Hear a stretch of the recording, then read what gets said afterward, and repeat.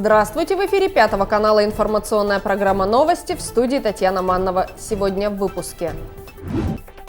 Кредитные каникулы, отсрочка по уплате налогов, страховых взносов и сборов, освобождение от пений и штрафов. Какие меры поддержки предусмотрены для мобилизованных предпринимателей? Мастер года 2022. Интинцев приглашают на выставку декоративно-прикладного творчества. Приемы, броски, захваты, подножки и бурные эмоции. В Инте прошел республиканский турнир по вольной борьбе. От фотосессии с небольшими видеороликами до полноценных фильмов. Пятый канал занимается съемками утренников в детских садах и школах, праздничных мероприятий и отчетных концертов.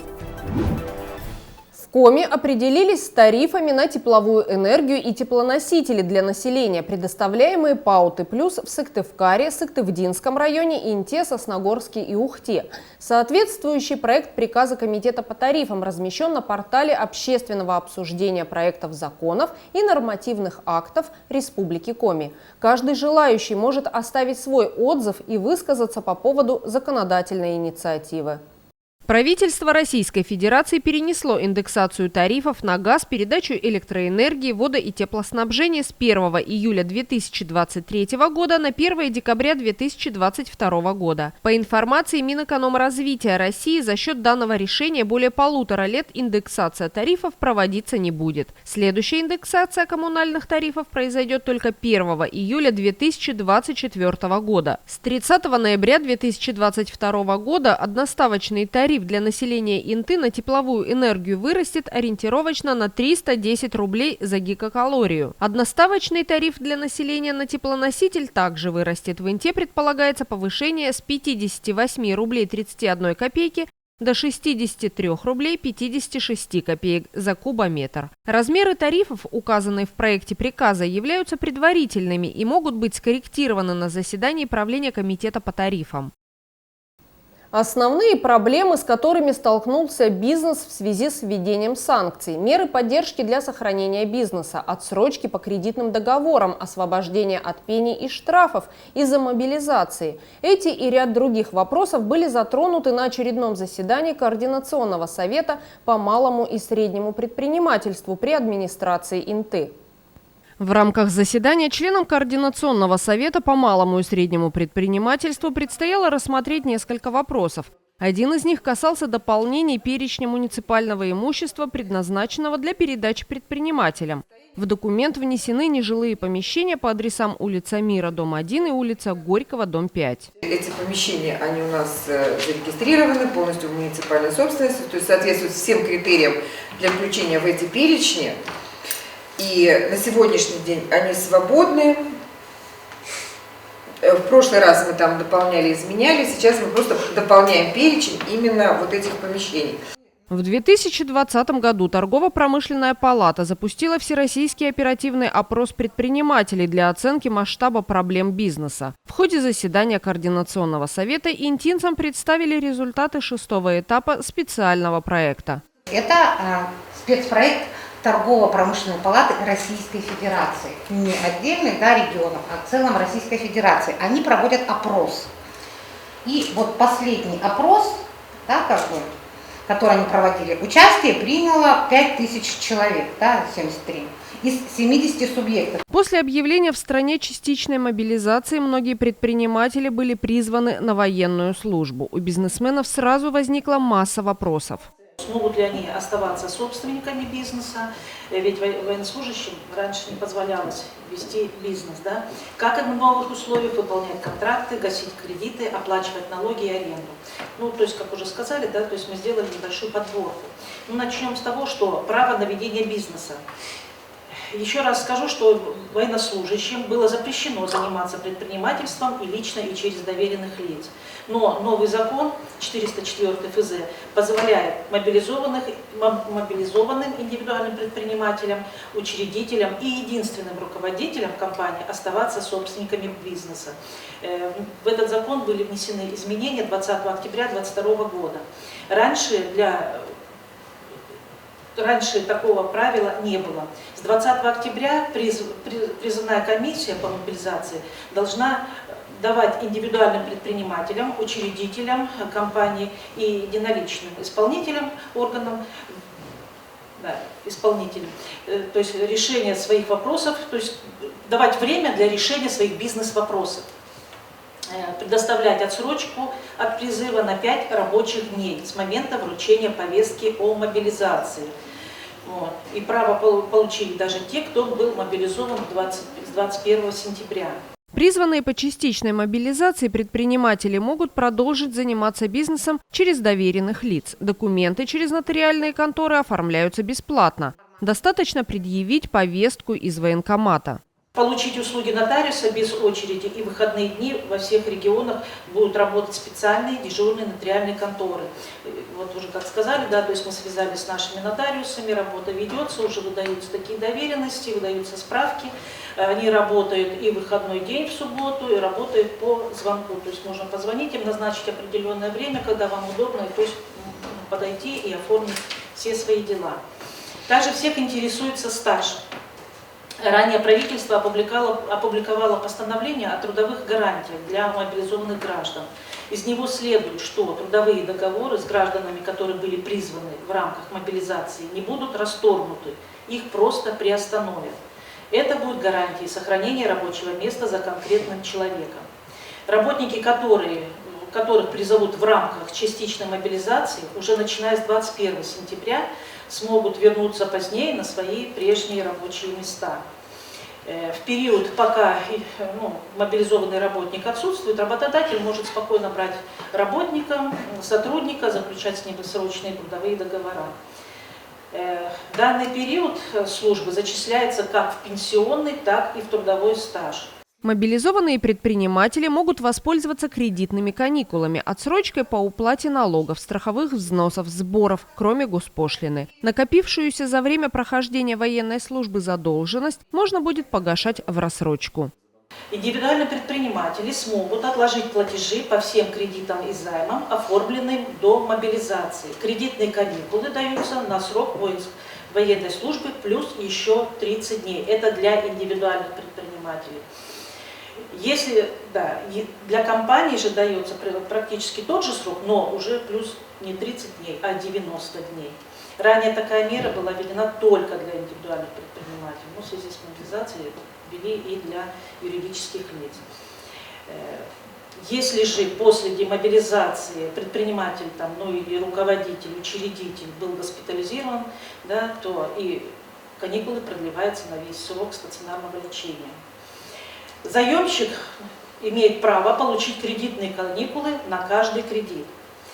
Для получения кредитных каникул нужно будет до 31 декабря 2023 года любым удобным способом для себя обратиться в банк или любую другую организацию, там, где брали кредит. Да.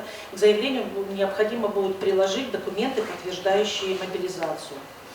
Из-за кредитных каникул не происходит увеличение платежей по ипотечным кредитам. То есть мы сейчас говорим про ипотечный пока кредит. Да? Все платежи по такому кредиту будут просто замораживаться на срок кредитных каникул и возобновляться после их завершения.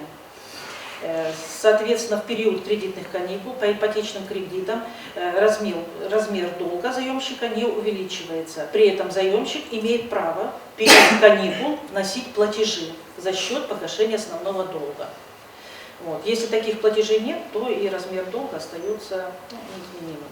Что же касается других кредитов, то по другим кредитам проценты продолжают начисляться, но по ставке в размере 2/3 от среднерыночной полной стоимости кредита на дату обращения за каникулами, но не выше предусмотренной договором этого кредита. Также индивидуальным предпринимателям и юридическим лицам на период мобилизации предоставляется отсрочка по арендным платежам. Коммуналку за мобилизованных арендаторов будет платить Росимущество. Помимо этого, правительством утверждены меры поддержки сферы закупок в условиях частичной мобилизации. Представители малого и среднего бизнеса смогут изменить условия контрактов по госзакупкам и муниципальным закупкам. Если сотрудников компании или индивидуального предпринимателя призвали по мобилизации, сразу же приведу пример. Можно будет скорректировать сроки, виды, объемы и цены работ на услуги. Для этого сам предприниматель или тот, кому он оформил доверенность, должны обратиться к заказчику и подписать дополнительное соглашение. Если же компания или индивидуальный предприниматель уже нарушили график работы по контракту из-за мобилизации, им спишут штрафы и неустойки. Когда бизнесмен уже мобилизован и не может подписать дополнительное соглашение или не успел никому передать свои полномочия, контракт завершится досрочно. При этом предприниматель не окажется в реестре недобросовестных поставщиков и после окончания службы снова сможет участвовать в государственных и муниципальных закупках. Эти меры коснутся всех гос- и муниципальных контрактов, которые будут заключены до конца 2023 года. Более подробную информацию по всем вопросам, связанным с мобилизацией, можно получить на горячей линии 122 или на сайте объясняем.рф. Работы порядка 40 мастеров были отобраны для участия в самой главной выставке нашего города. В эту пятницу в Центре национальных культур откроется экспозиция декоративно-прикладного творчества «Мастер года-2022». Конкурс умельцев пройдет уже в 25-й раз. Сотрудники культурного учреждения продолжают обустройство пространства. Совсем скоро все эти куклы, игрушки, шкатулки и вещи займут свои места. Здесь действительно много удивительного. Вот скрупулезно вышитые картины и открытки ручной работы, фантастические животные и поделки из обычных прищепок. Множество работ предоставлены на выставке декоративно-прикладного творчества «Мастер года». Это изделия из мыла, это елочные игрушки, это своеобразные техники, мебель из прищепок. Очень много нового интересного. Все работы, которые будут показаны в рамках выставки, прошли отбор членов организационного комитета. Поэтому зрители смогут увидеть лучшее из лучшего. В этом году в Центр национальных культур пришло много новых умельцев. Почти половина участников «Мастер года» – это еще никому неизвестные имена. Приятно, что среди них много сельских жителей, которые в том числе изготавливают предметы быта оленеводов. Выставка-конкурс декоративно-прикладного творчества «Мастер года» проходит в стенах Центра национальных культур уже 25-й раз. В этом году выставка приурочена к Году культурного наследия народов России. 28 октября в 17:00 состоится открытие выставки, на которой свои шедевры представят как уже известные в городе мастера, так и начинающие. Центр национальных культур приглашает всех интинцев и гостей города посетить выставку и проголосовать за понравившуюся работу. Экспонироваться выставка будет с 28 октября по 16 декабря. Ждем вас по адресу улица Дзержинского, 19. При посещении выставки интинцы смогут оценить представленные поделки и отдать свой голос за выбранного мастера. Он получит приз зрительских симпатий. До длинных новогодних каникул осталось чуть больше 2 месяцев, но перед ними у нас будет один повод отдохнуть немного дольше обычного. Ноябрь начнется для россиян с короткой рабочей недели, 3 выходными днями подряд. Отдых в последние месяцы осени связан с Днем народного единства, который ежегодно отмечается 4 ноября. День народного единства – это государственный праздник. Красный день календаря учрежден в память о событиях 1612 года, когда народное ополчение под предводительством Кузьмы Минина и Дмитрия Пожарского освободило Москву от польских интервентов. В этом году День народного единства выпадает на пятницу, соответственно, никаких переносов не будет. Граждане России смогут отдохнуть 3 дня подряд – в пятницу, субботу и воскресенье. Кроме того, согласно Трудовому кодексу, продолжительность рабочего дня, непосредственно предшествующего нерабочему праздничному дню, уменьшается на 1 час. Таким образом, в четверг, 3 ноября, россияне будут трудиться на 1 час меньше обычного. Имя наречения, крещение, утренник в детском саду или школьный концерт. Пятый канал предлагает интинцам запечатлеть и навсегда сохранить трогательные и приятные воспоминания о любом торжественном дне ваших детей. Видеооператоры, фотографы и монтажеры нашей телестудии снимут и смонтируют красочный фильм с самыми волнующими моментами жизни детей. Также принимаются заказы на репортажные или портретные фотосъемки.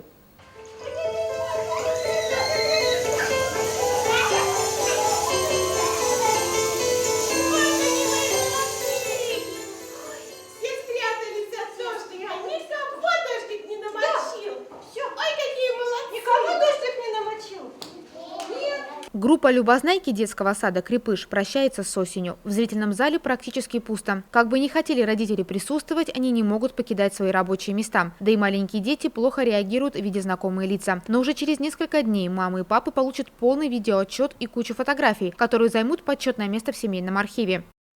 Сейчас, как показывает практика, у многих родителей есть собственный телефон. Они считают, что вот у меня дорогая модель, и я сниму хорошо, но показывает практика, каждый родитель пытается во время утренника заснять именно своего ребенка. Кадры, может быть, не сильно трясутся, но при этом как бы нет общей картины. Это никакая дорогая, может быть, телефонная техника не сравнится с камерой и с тем полноценным объемом утренника, который предоставляет наша съемочная группа.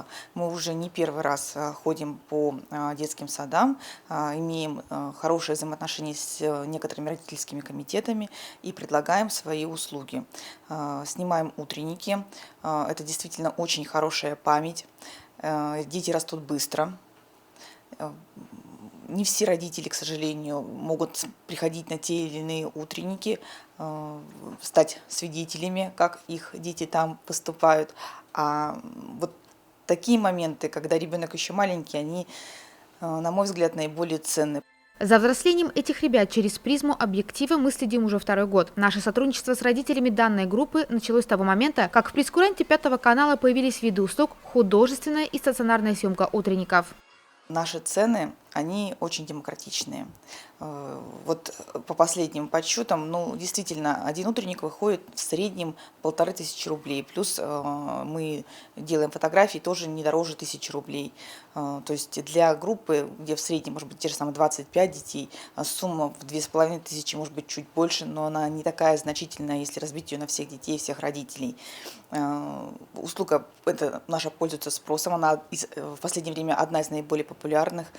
Почему нас заказывают? В отличие от многих частных специалистов, у нас имеются 2 съемочные группы и отдельный фотограф. И наши цены очень демократичны. К примеру, родители группы «Любознайки» заплатят с каждого человека в районе 100 рублей. И это за полную съемку утренника и фотографии. Я предлагаю родителям воспользоваться этой возможностью, которую дает наша телестудия. Тем более скоро будут новогодние праздники. И кроме того, напоминаю, что мы снимаем не только утренники и не только статично. То есть мы можем снять ролики, уже можно в принципе задумываться о том, если у вас выпускной класс, если у вас выпускная группа. То есть чтобы не откладывать это все на последний момент, прийти к нам, обговорить, продумаем вместе сценарий, снимем ролики. Приходите. Мы будем каждому клиенту находить индивидуальный подход. Наши специалисты также снимают и монтируют ролики. Вместе мы сможем создать мини-фильм к выпускному детского сада или школы, снять видео-портфолио к конкурсу и реализовать вашу задумку. Принимаются заказы на торжества, свадьбы, юбилеи и праздники. Более подробную информацию и консультацию можно получить по телефону 627 55 или пишите администраторам нашей группы ВКонтакте 5-й канал ИНТА.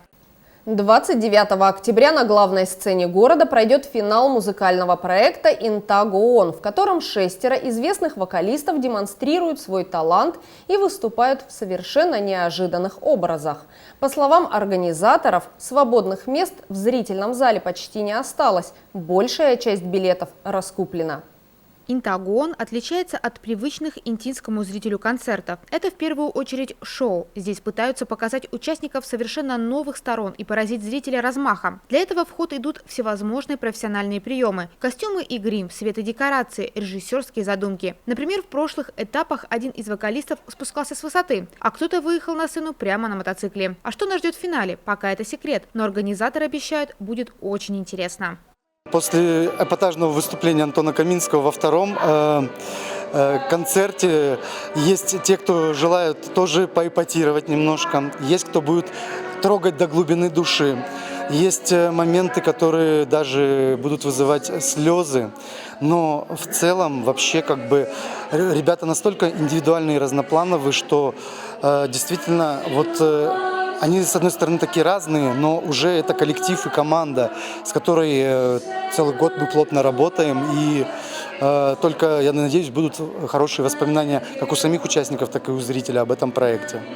Напомним имена участников шоу. В основном это популярные в городе вокалисты. Андрей Федорко, Екатерина Сомова, Дарья Гавриленкова, Юлия Гудимова, Антон Каминский и Андрей Семенов. Кстати, именно он лидирует в музыкальном конкурсе. Следом за ним с минимальным отрывом Юлия Гудимова. В финале самая юная участница шоу споет 2 песни. В ее постановках задействовано много людей. Это подтанцовка, бэк-вокал, помощники с реквизитом. Кристина Агилера «Харт» я пою в качестве мирового хита. И «Валенки» — это народный хит. Каждое выступление – это отдельное шоу. Не просто исполнение песни на сцене и демонстрация хорошего вокала, а срежиссированные масштабные номера. Незаметно, но пролетел почти год от начала задумки этого проекта. И вот мы ставим финальную точку. Хочется уже выдохнуть, но хочется, чтобы эта точка была действительно незабываемая. Участники за это время действительно осознали, что это не только музыкальное шоу, но и конкурс в хорошем смысле этого слова. И они друг перед другом немножко, конечно, хотят выглядеть достойно, потому что каждый номер готовится индивидуально, и над каждым номером мы много думаем. Традиционно для финала я оставил выбор за репертуаром участников, но согласно номинациям. У них осталось у каждого по 2 номинации, и они, наверное, покажут, я надеюсь, максимум, соберутся, потому что очень хочется, чтобы это была действительно жирная точка. 2 прошедших концерта показали, насколько сильно проект заинтересовал зрителя. Полный зал и бурные отзывы интинцев – это действительно яркое шоу. Участникам проекта, несмотря на все сложности, очень интересно выступать в нем. На самом деле мне безумно понравилось принимать участие в данном перформансе, потому что я не принимала до этого участие в таких мероприятиях, в таких шоу. Да и вообще, в принципе, в шоу редко мое лицо мелькало. Эмоции, на самом деле, просто фееричные. С одной стороны, я рада, что это заканчивается, что можно будет отдохнуть. А с другой стороны, как-то даже грустно, потому что понимаешь, что вот ты столько сил и времени в это вложила, и вот оно все заканчивается. А силы-то остаются, и все равно их надо куда-то вкладывать. Поэтому такие смешанные чувства. Победитель музыкального конкурса «Интагон» получит 30 тысяч рублей от главного спонсора проекта. Лучшего исполнителя выберут по итогам оценок, которые выставляют друг другу сами конкурсанты, а также приглашенные эксперты и, конечно, зрители.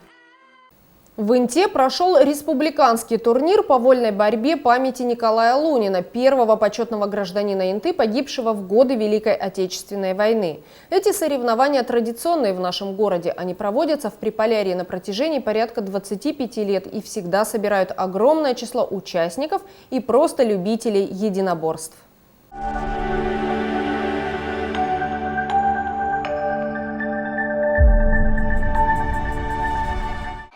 В этом году в республиканском турнире приняли участие более 100 борцов в разных возрастных и весовых категориях. Приехали команды из Сыктывкара, Эжвы, Печоры, Кожвы, Усинска. Инту представляли около 40 воспитанников спортивной школы «Юность». У нас 50 на 50. 50% опытных ребят, 50% которые первые соревнования для ребят. То есть для этого мы и проводим такие турниры, которые еще пока не могут выезжать. Они здесь участвуют, набираются опыта. Приезжаем мы, конечно же, не первый раз.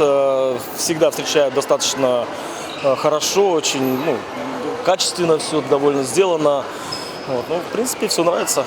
Приехали мы из города Сыктывкара Эжвинского района. Готовились мы около месяца.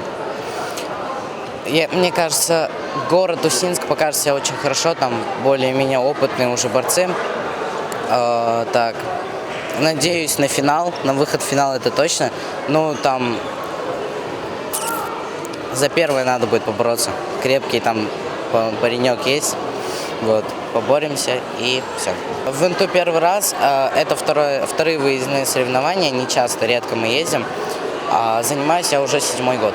По организации вижу, уровень очень прекрасный, молодцы ваши тренера, руководители города подготовили к турниру очень хорошо. Количество участников вообще не ожидали, даже 114 человек. Такое в Сыктывкаре редко получается. Там бывает и 50 человек собираться, хотя и рядом вроде бы в центре. Молодцы. Отдельное спасибо всем тренерам из других городов, кто, несмотря на трудности, финансы, нашли возможность переехать на этот турнир. Открывали соревнования самые юные спортсмены. Несмотря на возраст, начинающие борцы демонстрировали силу характера и волю к победе. С завидным упорством они старались одержать верх друг над другом. Наш состав тоже сильный такой. Можем выиграть, победу содержать. И не волноваться. Если волноваться, то ни о чем не думать невозможно будет. Я приехала с Печорского района, именно с поселка Кожва. Я хорошо настроена на соревнования. В нашей команде приехало сюда немного человек. Я немного волнуюсь, но я думаю, я выиграю. Я Я борьбой занимаюсь уже 5-й год идет. Вот. Первых мест там больше 10, вторых 3, и третьих 2. Вот. Выступаю за Усинец.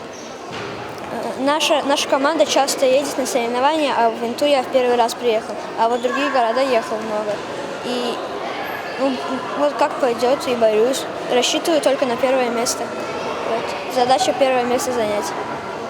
Приезжие спортсмены и их тренеры отметили достойный уровень проведения соревнований. Во всех возрастных и весовых категориях определился сильнейший. После каждой удачной атаки борцов болельщики и зрители в зале буквально взрывались овациями. Борьба развивается очень хорошо. По примеру, в городе Сыктывкаре мы открыли за собственные средства в 7 школах спортзалы. Затем в Ухте, в школе-интернат, мы отремонтировали спортивный зал.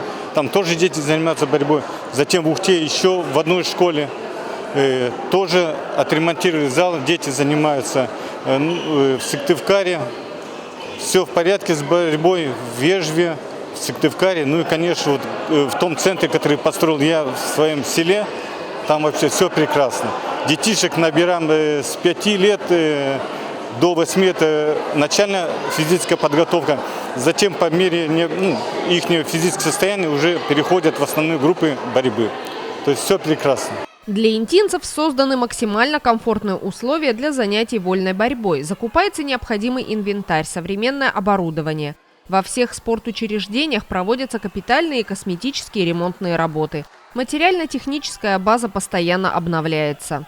У нас освободилось здание бывшей школы, и мы отдали зал именно под вольную борьбу и под самбо. И они на сегодняшний день, там 2 ковра, они тренируются, зал стал больше. Вот сейчас маты докупим, обделаем стены, и им там будет очень комфортно, они отмечают это, что им нравится там тренироваться. Сегодня они тоже борются на новом ковре, тоже вот постелили новый ковер. Вчера провели городские соревнования по самбо, проходили, более 40 участников было, поэтому развиваем. Мне Федерация спортивной борьбы Республики Коми при нашем собрании попросили, чтобы я вручил призы, подарки главе города за развитие спорта, потому что мы видим, им там молодцы, развивается, борьба существует, несмотря на трудности. И также спонсору, который раньше боролся, я помню еще в другой категории, не со мной, это было в конце 80-х годов, Воронин Владимир Владимирович. Тут также хорошие борцы были в винте. Гордеевы братья, Тырины, Слесаренко, Тавасян, если не изменяет память. То есть прекрасные вообще ребята были. Я думаю, они сегодня есть, и молодежь есть с кого брать пример. За прошлый год у нас было выполнение 2 кандидатов в мастера спорта. 4 человека выполнили первый разряд, 8 человек попало в основной состав сборной Республики Коми. То есть были призеры Северо-Западного федерального округа, победители первенства республик, 4 человека. То есть результат был неплохой. В этом году у нас по планам следом буквально всероссийский турнир памяти Аникина, где присваивают кандидатов в мастера спорта. То есть 5 человек будет на выезде. Рассчитываю, что 3 человека выполнят разряд кандидата в мастера спорта. Участники команд, болельщики и тренеры не скупились на эмоции, выкрикивая советы и стараясь передать свою энергию спортсменам. Динамичные поединки с захватами и приемами подарили зрителям настоящий взрыв адреналина. За время турнира я провел 2 поединка. Вчера 1 и сегодня 1. Вчера боролся с представителем Сыктывкара, сегодня с братом из Усинска. Оба поединка я выиграл, было довольно-таки несложно. Правда, в первом поединке был недоволен своей борьбой, но ошибки исправил и сделал выводы. Расширенный репортаж о прошедшем в антиреспубликанском турнире по вольной борьбе памяти Николая Лунина смотрите в одном из эфиров 5 канала. Это все, о чем мы хотели рассказать вам сегодня. Смотрите новости на 5 канале, будьте в курсе значимых событий Инты. Всего доброго и до свидания.